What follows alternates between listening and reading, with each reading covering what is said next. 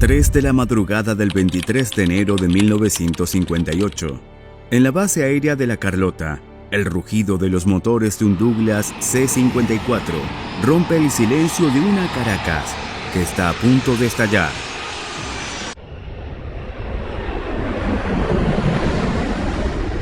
A bordo de la aeronave, bautizada irónicamente como la Vaca Sagrada, no viaja un presidente en gira oficial. Viaja un hombre que decidió dejar el poder. Minutos antes, la pista de aterrizaje había sido testigo de una escena de caos absoluto. El general Marcos Pérez Jiménez, el arquitecto del nuevo ideal nacional, el hombre que modernizó a Venezuela con mano de hierro y concreto armado, caminaba hacia la escalerilla del avión.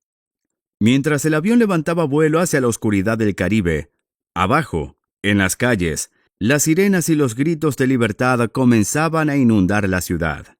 El dictador miraba por la ventanilla cómo se apagaban las luces de un país que creyó que podía cambiar para siempre. Aquel despegue no solo marcó el fin de una dictadura, fue el inicio de uno de los exilios más lujosos, polémicos y errantes del siglo XX. ¿Cómo pasó de ser el hombre fuerte de América a un prisionero en Estados Unidos y finalmente radicarse en la España de Franco? Esta es la crónica del último vuelo del general Marcos Pérez Jiménez. Esto es Militorias y así comenzamos.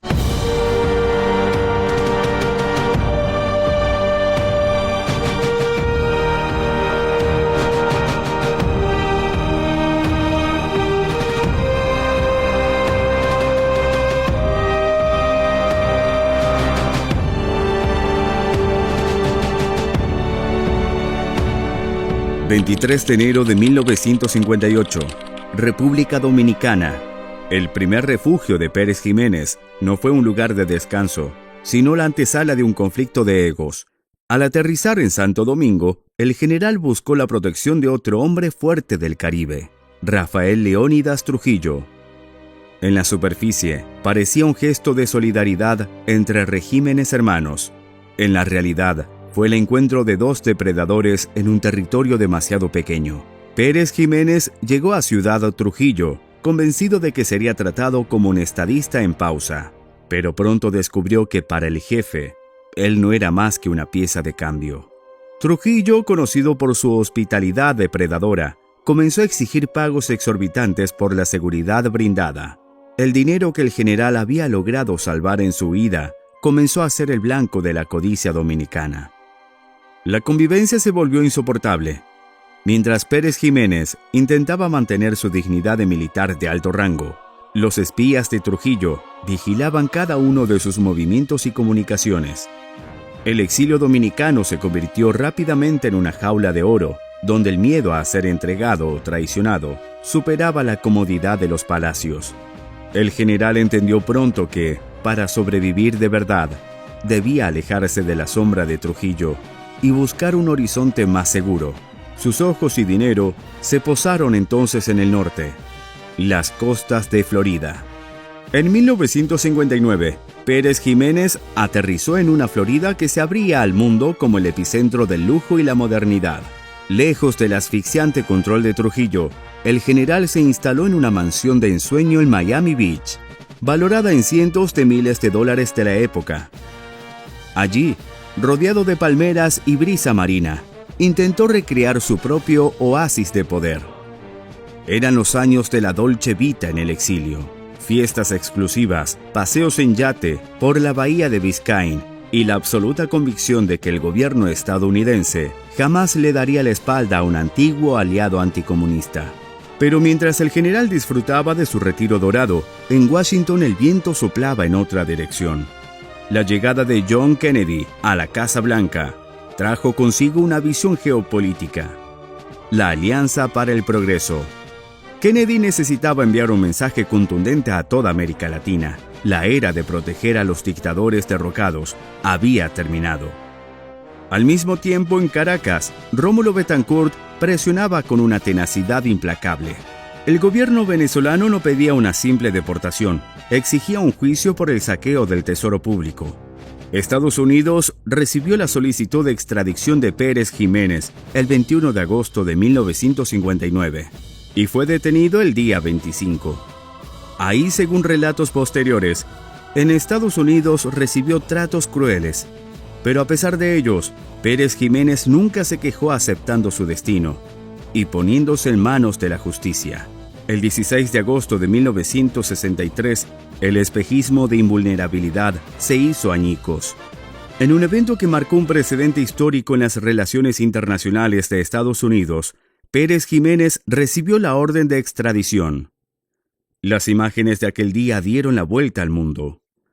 El hombre que alguna vez fue el máximo orgullo de las academias militares, ahora bajaba las escaleras del tribunal esposado como un criminal común. Por primera vez en la historia, Estados Unidos extraditaba a un expresidente latinoamericano. El vuelo de regreso a Caracas no sería en su vaca sagrada, sino en un transporte oficial que lo entregaría directamente a las manos de sus más férreos enemigos políticos. El regreso de Marcos Pérez Jiménez a Venezuela en agosto de 1963 no tuvo honores militares ni alfombras rojas. Fue un hito histórico y traumático. Por primera vez en la era moderna, un dictador latinoamericano era sentado frente a un tribunal civil para rendir cuentas. Su destino inmediato no fue un palacio, sino la cárcel modelo de Caracas, un edificio que se convertiría en su hogar durante los siguientes 5 años mientras el proceso judicial avanzaba con una lentitud desesperante. A diferencia de lo que muchos esperaban, el general no fue juzgado por crímenes de lesa humanidad o por las torturas de la seguridad nacional. El juicio se centró en el delito de peculado y malversación de fondos públicos. Durante el proceso, el hombre que una vez tuvo el control absoluto del Tesoro Nacional tuvo que escuchar cómo se diseccionaban sus cuentas y sus lujos frente a la Corte Suprema de Justicia. Aquel banquillo de los acusados fue su mayor humillación pública, transformando su imagen de líder omnipotente en la de un reo común bajo el escrutinio de la naciente democracia.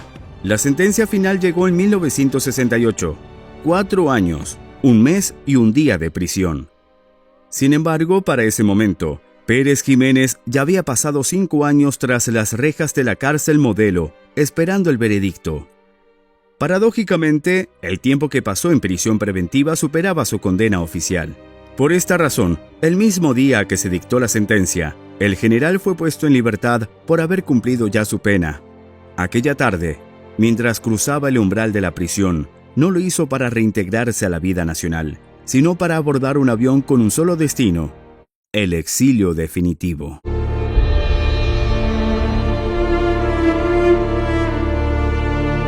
Tras ser liberado en 1968, Pérez Jiménez no buscó el anonimato, buscó refugio en la España de Francisco Franco.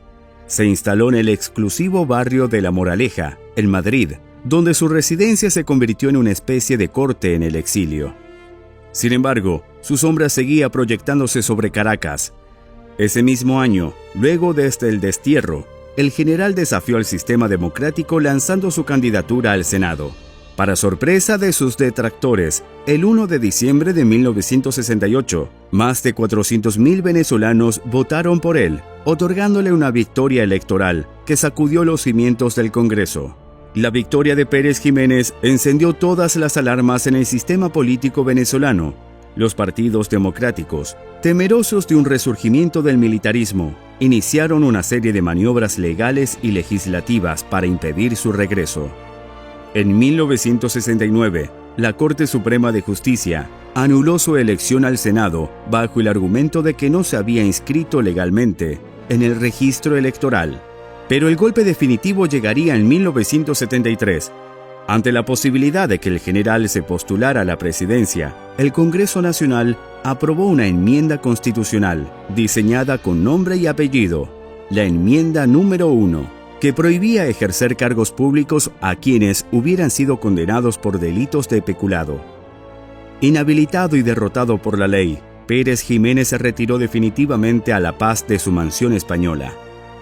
Allí pasó sus últimas décadas entre autos de lujo y visitas de nostálgicos que buscaban el consejo del hombre que alguna vez creyó que podía convertir a Venezuela en una potencia mundial y que con solo 5 años en el poder absoluto había logrado colocar a ese país en el cuarto puesto mundial en PIB per cápita. El 20 de septiembre de 2001, a los 87 años, un ataque al corazón puso fin a su exilio en Alcobendas. Murió lejos de las obras monumentales que construyó, dejando tras de sí una nación que aún hoy, décadas después, sigue debatiendo si su legado fue el de un constructor visionario o el de un tirano que nunca pudo volver. Marcos Pérez Jiménez se fue de este mundo sin volver a pisar el suelo venezolano, pero sus obras siguen ahí, en cada túnel de la autopista Caracas-La Guaira, en las Torres del Silencio y en el perfil del Hotel Humboldt. Su vida fue un ciclo perfecto de poder absoluto y destierro solitario, una historia que nos obliga a preguntarnos si el progreso material justifica alguna vez la pérdida de la libertad. Hoy, a más de medio siglo de su caída, la pregunta sigue dividiendo a las familias en cada mesa venezolana. Si tuvieras que elegir para el futuro de una nación, ¿preferirías un orden impuesto que traiga modernidad o una democracia imperfecta con plenas libertades? Déjanos tu opinión en los comentarios. Queremos leer qué piensas sobre este polémico capítulo de nuestra historia. Si te apasionan estos relatos de poder, estrategia y destino, no olvides darle un like a este video y suscribirte a Militorias. Y si quieres saber más sobre la historia de Venezuela, aquí te dejamos esta lista de reproducción. Esto es Militorias, Historia y Fuerzas Militares.